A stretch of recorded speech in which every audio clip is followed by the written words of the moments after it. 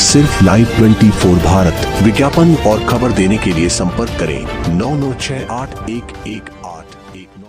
Breaking news. 50,000 की लेनदेन में दोस्त ने की थी दोस्त की बेरहमी से हत्या। पुलिस ने 1 साल बाद आरोपियों को किया गिरफ्तार। कानपुर थाना सैन पश्चिम पर क्षेत्र के अंतर्गत कमहुपुर गांव में लगभग 1 वर्ष पूर्व एक युवक को चप्पल से मारकर बेरहमी से हत्या कर तो तालाब किनारे फेंक दिया था। पुलिस ने इस मामले को संज्ञान में लेकर गहराई तक जाँच की और लगभग 1 वर्ष बाद आरोपियों को गिरफ्तार किया। डीसीपी महोदया ने बताया कि शिव शंकर सविता ने अपने मित्र दिलीप सविता बांदा के रहने वाले से 50,000 नाई की दुकान खोलने के लिए उधार लिए थे। जब शिव शंकर सविता की दुकान चलने लगी तो मृतक दिलीप चौरसिया ने अपने दिए गए 50,000 वापस मांगे तो इस बात को लेकर कई बार विवाद हुआ। इस विवाद से निपटारा पाने के लिए शिव शंकर सविता का ममेरा भाई सुनील सविता के साथ मिलकर दिलीप चौरसिया की हत्या कर देने की योजना बनाई और उसे बांदा से कानपुर घूमने चलने के बहाने बुलाकर दिनांक 14/11/2022 को मृतक दिलीप चौरसिया को शराब पिलाई और वे दोनों भी शराब पिए और कुछ समय बाद दिलीप चौरसिया के गर्दन पर चप्पल से कई बार वार कर हत्या कर शव तालाब किनारे फेंक दिया। मामला संज्ञान में आते ही गांव में हड़कंप मच गई और तुरंत पुलिस को सूचना दी गई। पुलिस ने मामले को संज्ञान में लेते हुए गहराई से जाँच की और करीब 1 वर्ष बाद दोनों अभियुक्त को गिरफ्तार कर जेल भेजा गया। ब्रेकिंग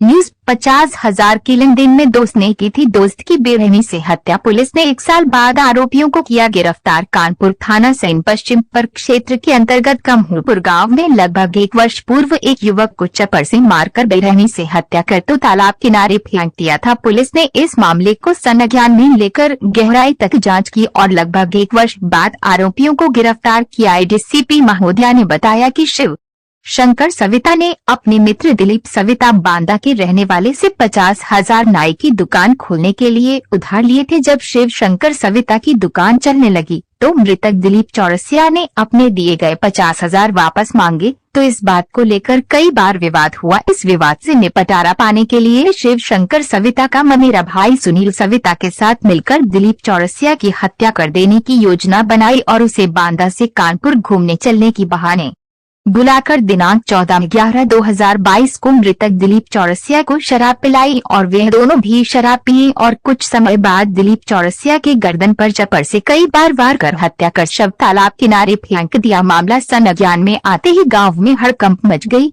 और तुरंत पुलिस को सूचना दी गई। पुलिस ने मामले को संज्ञान में लेते हुए गहराई से जाँच की और करीब 1 वर्ष बाद दोनों अभियुक्त को गिरफ्तार कर जेल भेजा गया। संवाददाता इशरत खान की एक खास रिपोर्ट। आदाब, आप देख रहे हैं लाइव 24 भारत। कल जहाँ भी होगा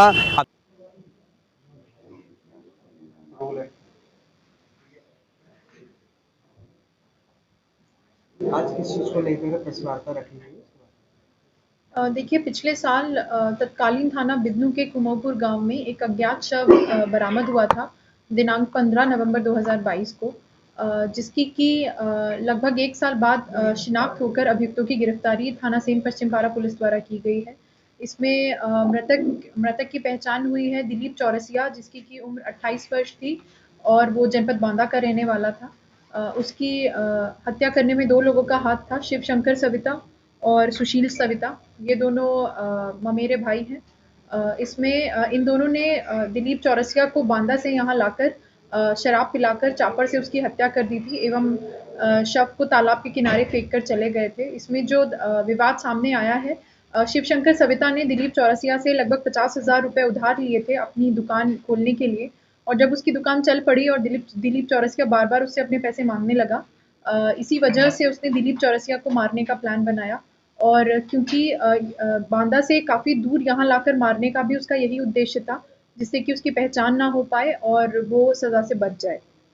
इसमें थाना सैन पश्चिम पारा पुलिस ने लगभग 1 साल बाद घटना का सफल अनावरण करते हुए दोनों अभियुक्तों की गिरफ्तारी की है, जिसमें कि माननीय पुलिस आयुक्त महोदय की तरफ से इस टीम को 50,000 रुपये का इनाम भी दिया जा रहा है।